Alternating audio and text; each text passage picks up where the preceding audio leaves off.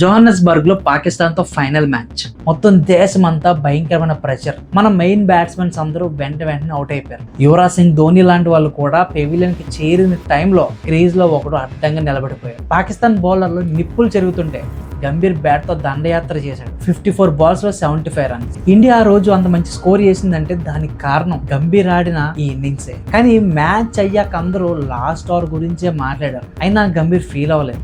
ఎందుకంటే అతనికి కావాల్సింది క్రెడిట్ కాదు, వరల్డ్ కప్. అయితే గంభీర్ అంటే కేవలం వైట్ బాల్ అటాక్ మాత్రమే అనుకుంటే పొరపాటే. టెస్ట్ క్రికెట్ చరిత్రలోనే ఎవరికి సాధ్యం కాని మరో రూపం కూడా ఉంది. గంభీర్ అంటే కేవలం కోపం మాత్రమే కాదు, కెరీర్ మొత్తం మైండ్ బ్లోయింగ్ రికార్డులు కూడా ఉన్నాయి. ఇంటర్నేషనల్ క్రికెట్ లో 10,324 రన్స్, 20 సెంచరీలు, 63 హాఫ్ సెంచరీలు, వరుసగా 5 టెస్టుల 5 సెంచరీలు, వరుసగా 11 టెస్టుల 11 హాఫ్ సెంచరీలు బాధిన ఏకైక ఇండియన్ బ్యాటర్.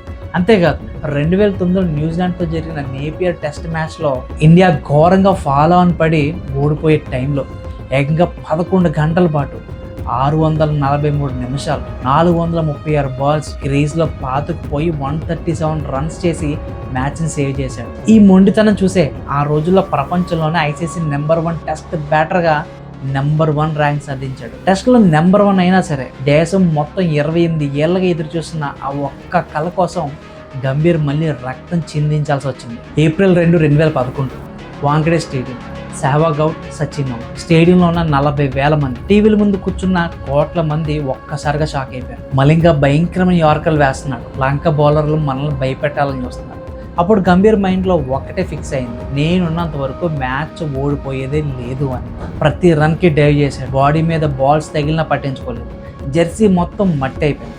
122 బాల్స్ 97 రన్స్ చేశాడు. కానీ 97 దగ్గర అవుట్ అయినప్పుడు సెంచరీ మిస్ అయిందని కాదు, మ్యాచ్ తానే స్వయంగా గెలిపించి రాలేకపోయానని హెల్మెట్ని చాలా కోపంగా చూసుకున్నాడు. యాక్చువల్గా ధోని కొట్టిన లాస్ట్ సిక్సర్ అందరికీ గుర్తుంది. కానీ ఆ సిక్సర్కి అసలైన రూట్ వేసింది మాత్రం గంభీర్ జెర్సీ మీద ఉన్న ఆ మట్టే. ఇండియాకి 2 వరల్డ్ కప్లు అందించిన ఈ మొండితనం ఐపీఎల్లో ఒక ఫెయిల్యూర్ టీంని ఒక ఛాంపియన్లా లీడ్ చేశాడు. ఐపీఎల్లో ఒకప్పుడు కేకేఆర్ అంటే టేబుల్ బాటంలో ఉండే టీం. 2011లో క్యాప్టెన్ అయిన రోజు గంభీర్ చెప్పిన మాట ఒకటే, వ్యక్తిగత రికార్డులు పక్కన పెట్టండి, నాకు గెలుపు ఒక్కటే ముఖ్యమని. అండ్ అలాగే 2012 ఫైనల్లో పీక్ ఫామ్లో ఉన్న ధోని సిఎస్కే టీంని వాళ్ళ సొంత గ్రౌండ్ చపాక్లోనే ఓడించి కప్పుకొట్టాడు.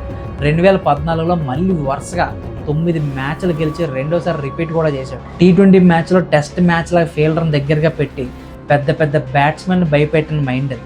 ఐపీఎల్లో స్వయంగా 4,217 రన్స్ కొట్టడమే కాకుండా సునీల్ నారాయణ్ని ఓపెనర్గా పంపడం దగ్గర నుండి 2024లో మెంటర్గా వచ్చి కేకేఆర్ని 3వ ఛాంపియన్గా మార్చే వరకు కేకేఆర్ టీంకి గెలిచే అలవాటు నేర్పింది గంభీరే. యాక్చువల్గా క్రికెట్లో ఎదుటోటికి మర్యాద ఇవ్వాలని రూల్ ఉంటుంది, కానీ గంభీర్ దగ్గర అది అస్సలు నడవదు. షాహిద్ అఫ్రీది గ్రౌండ్లో గెలిగితే వెనక్కి తగ్గలేదు, ముఖం మీద గట్టిగా ఇచ్చి పడేశాడు. ఆండ్రూ నెల్ బౌన్సర్లు వేసి బెదిరించాలని చూస్తే నెక్స్ట్ బాల్ని స్టాండ్స్లో కొట్టి సైలెంట్ చేశాడు.